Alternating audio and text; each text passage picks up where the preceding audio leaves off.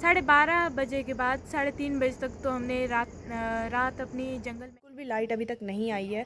तो आप देख लो पूरा एक हफ्ता हो गया है और आज मेरे नाना के घर में ये बचा, देखो बड़ी बड़ी चट्टान, पत्थर, मिट्टी और पानी। हेलो एवरीवन, कैसे हो आप लोग? होप सब अच्छे होंगे। और आज आए हैं हम लोग नाना के घर की साइड। नाना के घर तो नहीं बोलेंगे क्योंकि जो भी उनके पास ज़मीन थी, घर थे, सब बह गए बाढ़ में।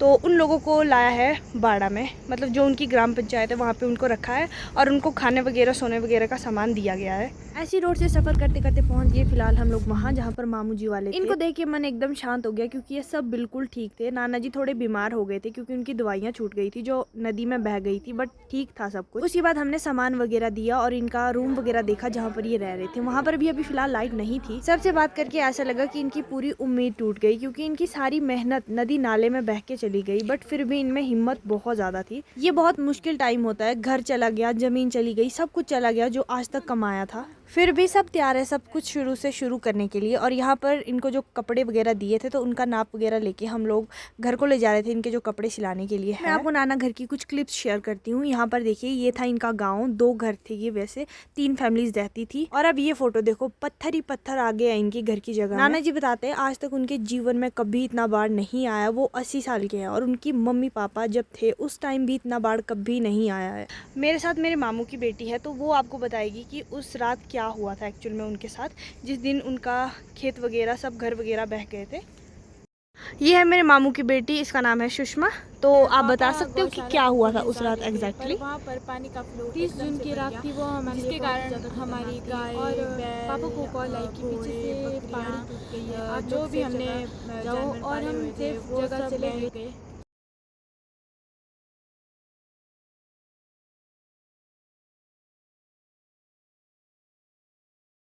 और हमारी पूरी उम्मीदें टूट गई। 12:30 बजे के बाद 3:30 बजे तक तो हमने रात अपनी जंगल में ही गुजारी। और उसके बाद वहाँ गौशाला के कई सारे आदमी आए। 20-25 मिनट बाद हमारा घर भी बह गया।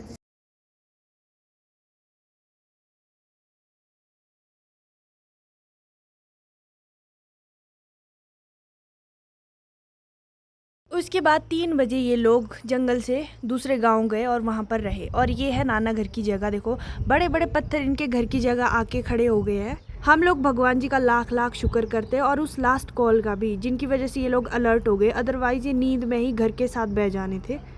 सुनने में ही इतना भयानक लग रही है ये चीज़, तो सोचो जिसके साथ बीती है उनका क्या हाल होगा। ऐसे एक परिवार नहीं है बल्कि हमारे सिराज में बहुत सारी जगह, थुनाग से कितने परिवार अभी गायब है, वो भी मिल नहीं पाए हैं शायद। तो देख सकते हो आप, ऐसे बुरे हाल है इन लोगों के। अब आपसे एक ही उम्मीद है कि आप लोग प्रे करें हमारा हिमाचल सेफ रहे और दोबारा से ऐसा मंजर हमें देखने को नहीं मिले। पंडोह में जो लकड़ियों वाली वीडियो देखी थी, यहाँ पर देखो कितनी सारी लकड़ियाँ इकट्ठा हुई है। ये है पंडोह डैम, पुल के ऊपर वाला एरिया, पुल के नीचे वाला बिल्कुल नामात्र पानी हुआ करता था, बट अब देखिए पूरा बाढ़ के बाद का जीवन। पानी तो है नहीं, अब पानी लाने के लिए पता नहीं कितने दूर जाना पड़ता है इनको बावड़ी में। ये हर जगह हो रहा है। और ये है पंडोह डैम देखो, और ये है हमारी साइड की खट जो आई। अब ये पूरी तरह से बंद है, देखो पानी बिल्कुल भी नहीं दिख रहा। और ये था बाखली पुल जो बहुत पुराना था और अब ये पानी की वजह से टूट गया है, बह नहीं गया। और ये है आज का मौसम, देखो पूरी धुंध धुंध आ गई है और आगे रास्ता भी नहीं दिख रहा है और कीचड़ तो आपको हर जगह देखने को मिलेगा। बाकी यहाँ पर आपने देख ही दिए कैसे हाल थे। उसके अलावा जो है ना स्लाइडिंग वगैरह, हमारे बख्तियार में भी बहुत जगह हुई है, पूरे पूरे बगीचे चले गए हैं। चलो मैं आपको बताती हूँ क्लिप्स के जरिए। बहुत ज़्यादा लैंडस्लाइडिंग हुई है और यहाँ से हमारा बख्तियार का एरिया आता है, देखो कांडा से आगे ही ज़्यादा हुआ है। तो यहाँ से आगे इधर को बोलते हैं चिमोनी नाला। इधर उधर से स्लाइडिंग हुई हुई। यहाँ पीछे एक पार्क बनाया था, पीछे से पूरा मलबा आ गया, पता नहीं कहाँ कहाँ इकट्ठा होके पत्थर, मिट्टी और पानी यहाँ पर इकट्ठा हो गए। और ये देखो जगह जगह तो आपको हर जगह मिलेगा और नाले तो पूरे भर गए हैं मिट्टी और पत्थर। इस जगह में खेत थे और सेब के बगीचे लगे थे जो ऊपर से चले गए हैं बिल्कुल। और यहाँ पर नीचे ये बिल्डिंग है और इसका ऊपर वाला फ्लोर फुल हो गया है मिट्टी और मिट्टी से ही। और आगे देखो रोड, ये इधर उधर इतनी ज्यादा मिट्टी हो गई है। और आगे एक घर है, घर के ऊपर गाड़ी लगाई होती थी और पीछे से जो पूरा मलबा आया तो वो गाड़ी पे सबसे पहले लगा और गाड़ी नीचे पहुंच गई और घर पूरा डैमेज कर दिया। ये है दिल दहला देने वाला मंजर, एक बार देखो जरा। हमने इस व्यू को देख के मुझे एक ही गाना याद आ रहा है, भगवान है कहाँ रे तू, भगवान है कहाँ रे तू।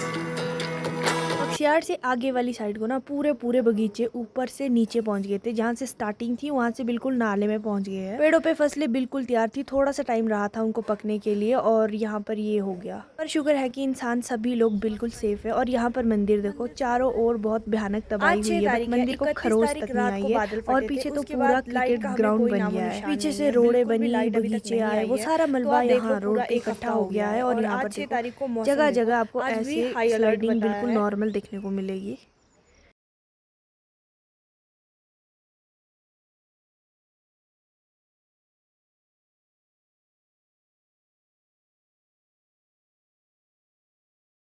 उम्मीद है कि मौसम ज़्यादा ना बरसे, हल्की हल्की बारिश हो जैसी बरसात में होती है। बाकी आज के व्लॉग में इतना ही। आपसे मिलती हूँ एक नए व्लॉग के साथ, तब तक के लिए बाय बाय। सभी लोग ध्यान रखना, घर में सेफ रहना और प्रे करना।